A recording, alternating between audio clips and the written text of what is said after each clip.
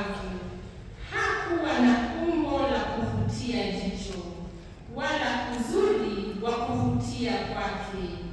Alichukiwa na kuepukwa na watu, mtu wa mateso, ajuaye huzuni, sawa na wale ambao mbele yao twafunika nyuso zetu.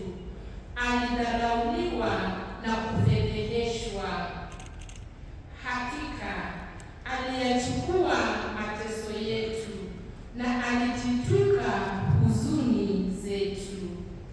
Sisi lakini tulidhani ameadhibiwa na Mungu na kupigwa naye na kuteswa, ila aliumizwa kwa sababu ya makosa yetu, alipondwa kwa ajili ya maovu yetu.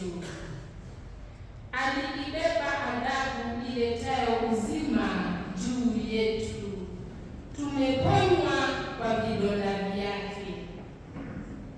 Wote kama kondoo tulitangatanga, kila mmoja akienda njia zake. Basi Bwana ameweka juu yake yeye maovu yetu sisi sote.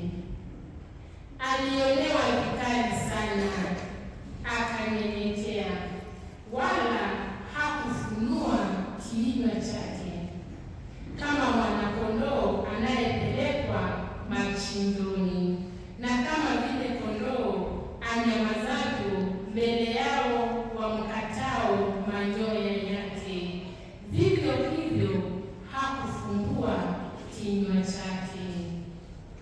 Alishikwa kwa nguvu na kuhukumiwa. Ni nani atasimulia maisha yake? Kweli walimwondoa kutoka nchi ya walio hai, aliwawa kwa ajili ya makosa ya watu wake. Walimpa kaburi pamoja na waovu na pamoja na matajiri katika kifo chake, ingawa hakutenda ukatili wowote, wala haukupatikana udanganyifu wowote kinywani mwake.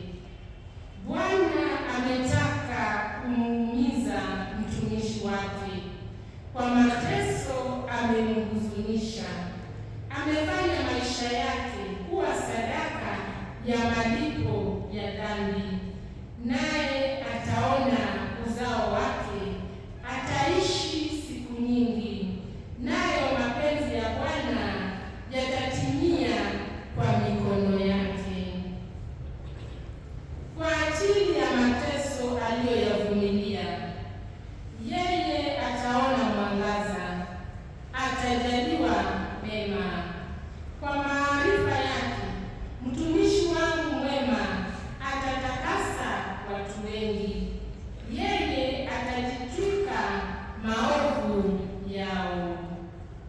Ndiyo maana nitamgawia sehemu kati ya wakuu wa watu, atagawanya nyara pamoja nao walio hodari, sababu alijitoa mwenyewe hata kufa, akahesabiwa pamoja na wakosao, akajitwika dhambi za wengi na kuwaombea wakosaji.